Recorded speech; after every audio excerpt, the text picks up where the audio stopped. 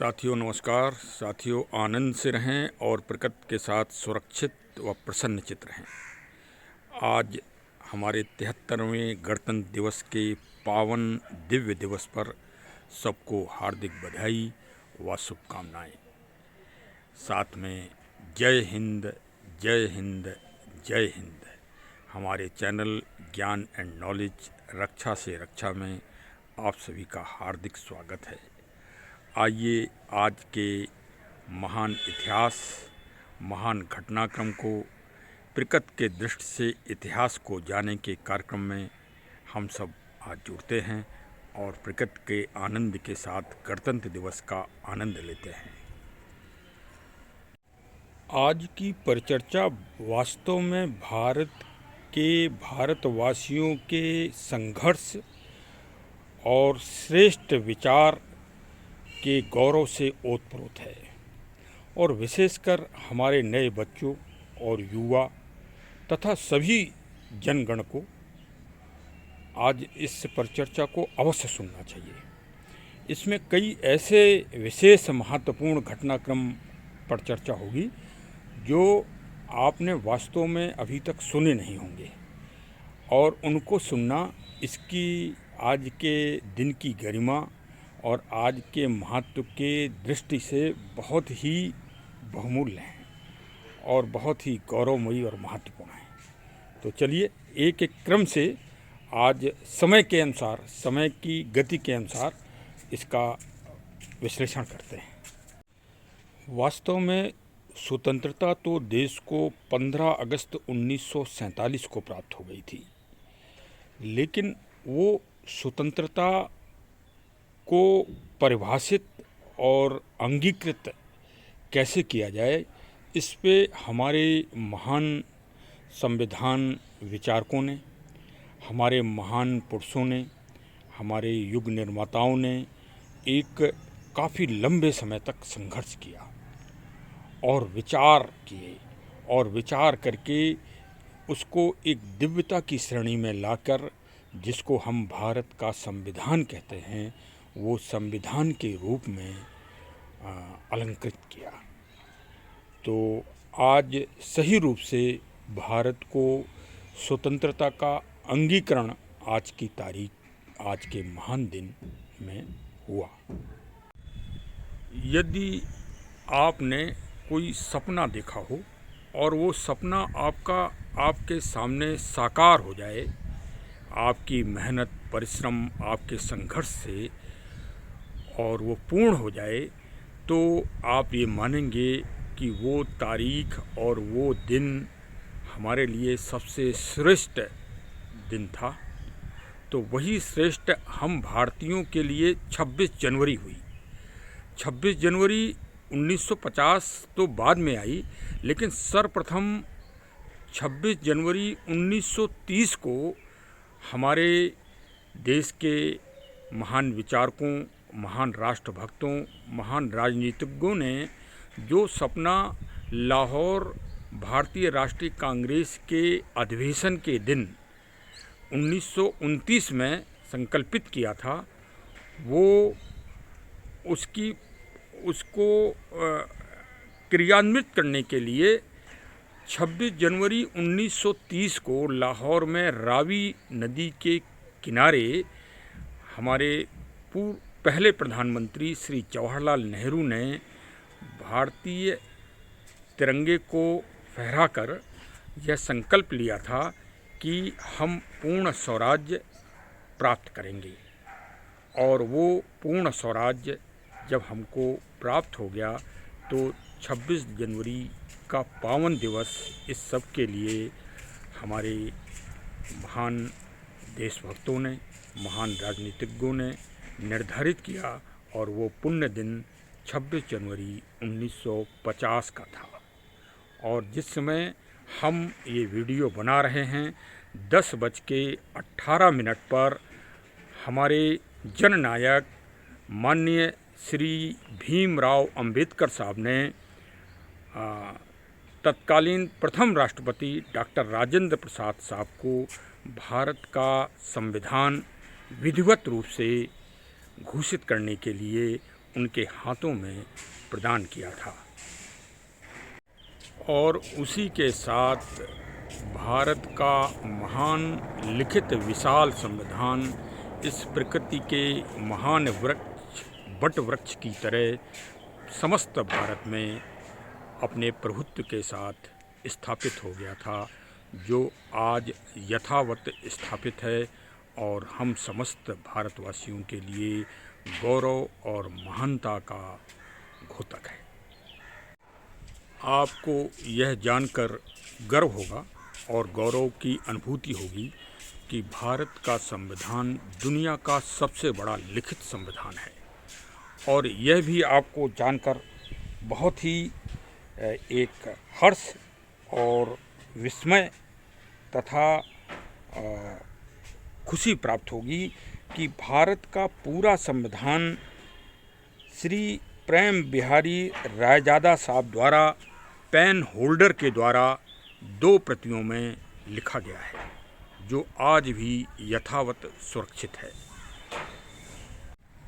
आज के पावन दिवस भारत के संविधान के अंगीकृत होने के पूर्व 10:06 पर महामहिम डॉक्टर राजेंद्र प्रसाद साहब द्वारा भारत के प्रथम राष्ट्रपति के रूप में शपथ ली गई थी और अंतिम भारत के गवर्नर जनरल पी राजगोपालाचार्य साहब के द्वारा भारत के 1935 में भारत सरकार अधिनियम का समापन किया गया था और श्री राजगोपालाचार्य भारत के अंतिम गवर्नर जनरल भी सिद्ध हुए थे।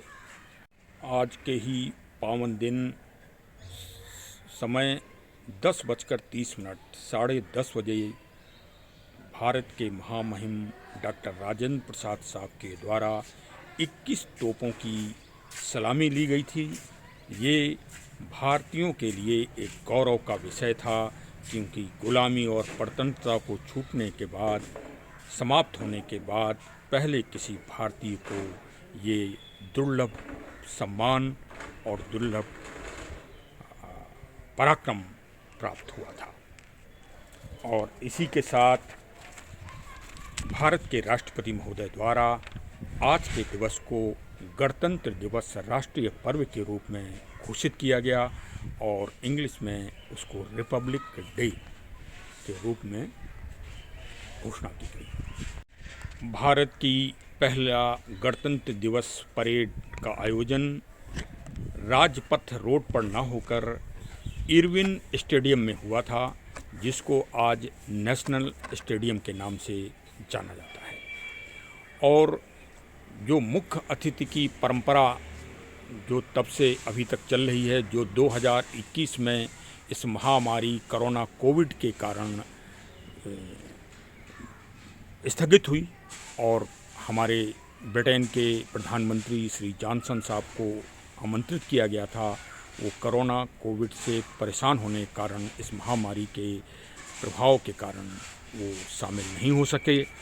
सबसे पूर्व पहले जो हमारे गणतंत्र दिवस के मुख्य अतिथि थे, वो इंडोनेशिया महान देश के राष्ट्रपति श्री सुकर्णो साहब थे और तब से वो परंपरा लगातार अभी तक चली आ रही है कि हम गणतंत्र दिवस पर मुख्य अतिथि के रूप में किसी महान पुरुष को आमंत्रित करते हैं। 26 जनवरी का गणतंत्र दिवस समारोह पहले 24 जनवरी से प्रारंभ होता था, लेकिन इस बार वर्तमान सरकार ने तथा हमारे माननीय प्रधानमंत्री श्री नरेंद्र मोदी जी ने अब गणतंत्र दिवस के उत्सव का प्रारंभ श्री सुभाष चंद्र बोस जी के जन्म दिवस पराक्रम दिवस 23 जनवरी से प्रारंभ कर दिया गया है। पहले ये परंपरा थी कि भारत के वीरता प्रदर्शित करने वाले बच्चों और बालकों को सर्वप्रथम सम्मान और पुरस्कार प्रदान किया जाता था।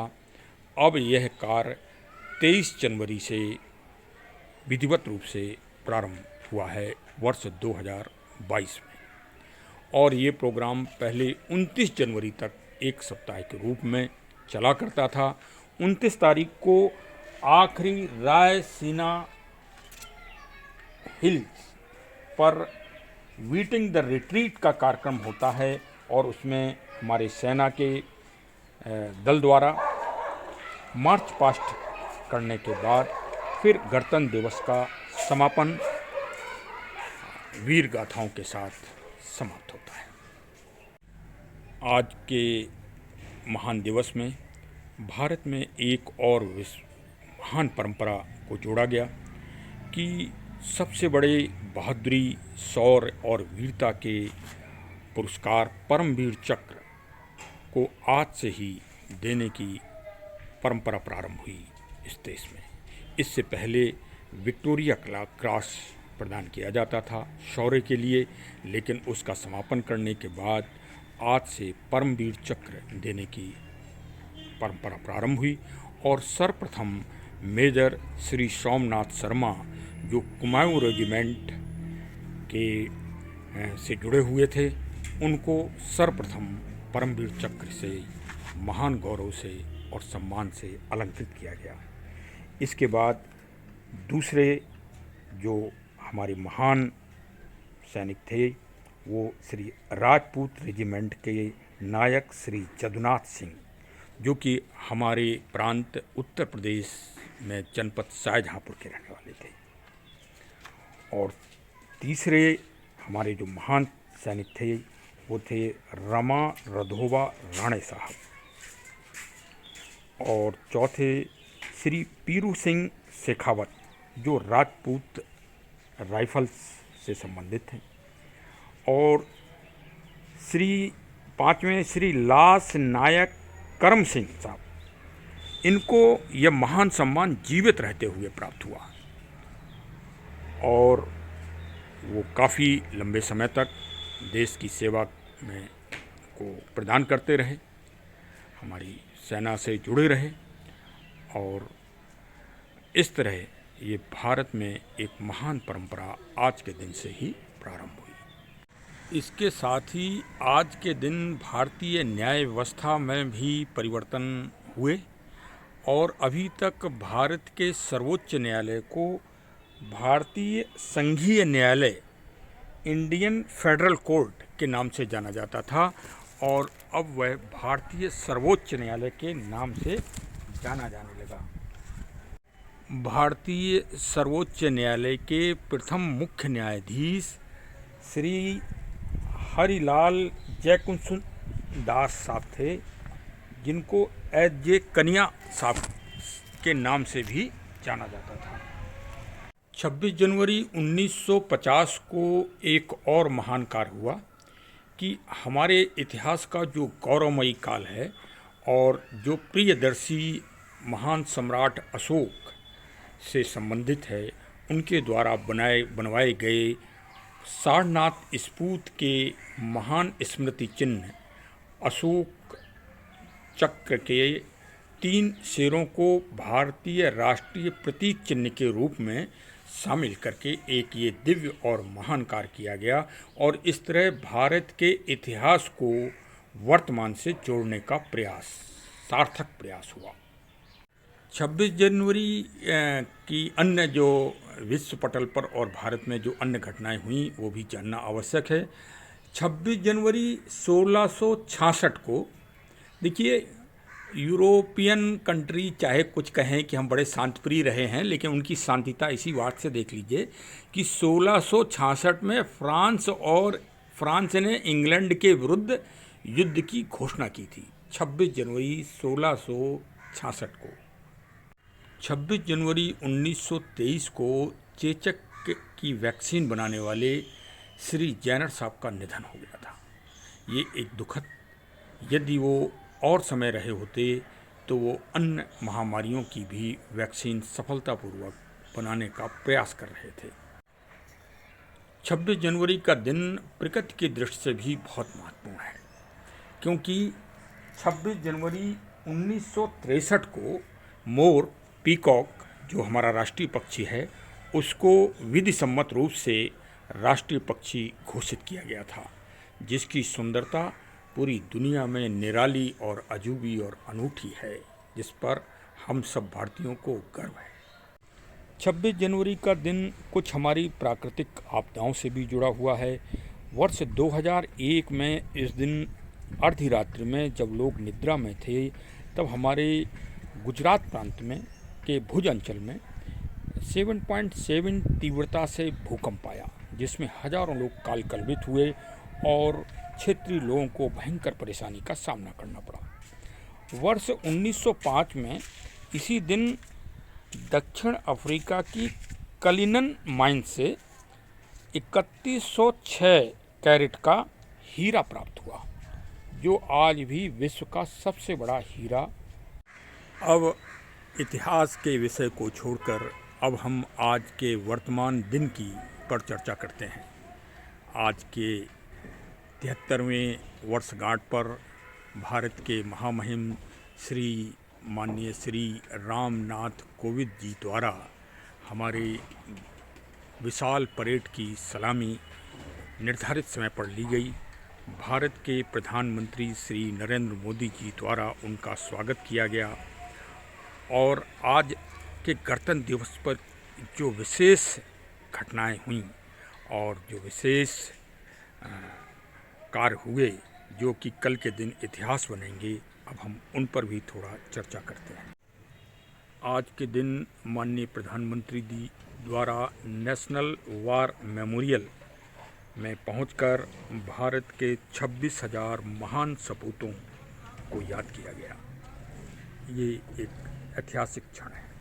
तथा पहली बार फ्रांस से आए भारतीय लड़ाकू विमान राफेल में हमारी महिला पायलट शिवांगी सिंह द्वारा भाग लिया गया और ये भारत की महिला सशक्तिकरण का अनूठा उदाहरण आज इतिहास बन गया। इसके अलावा भारतीय बीएसएफ की सीमा भवानी द्वारा अतुलित संतुलन, अतुलित धैर्य और अतुलित साहस का परिचय देकर गणतंत्र दिवस परेड की शोभा को दिव्य रूप दिया गया। हमको अपने गणतंत्र दिवस पर महान गर्व है और गौरव है तथा आज जो आयोजन होते हैं उससे पूरी भारत की संस्कृति एक जगह इकट्ठी हो जाती है तथा हमें विकास, प्रगति और शक्ति और ज्ञान तथा प्रौद्योगिकी प्रगति का सही दर्शन होता है। ये बहुत ही हम सब के लिए गर्व की बात है और हमको इस आयोजन को और समृद्ध तथा आधुनिकता से भरपूर बनाकर पुरानी परंपराओं को बनाए रखते हुए इसको दिव्य बनाना है। ये अनुरोध है सभी से कि सभी लोग प्रकृति, पर्यावरण और जलवायु के प्रति जागरूक रहें तथा एक एक फलदार वृक्ष अवश्य लगाएं और राष्ट्रीय पर्व को सफल बनाएं। सबको गणतंत्र दिवस पर हार्दिक शुभकामनाएं। धन्यवाद, धन्यवाद।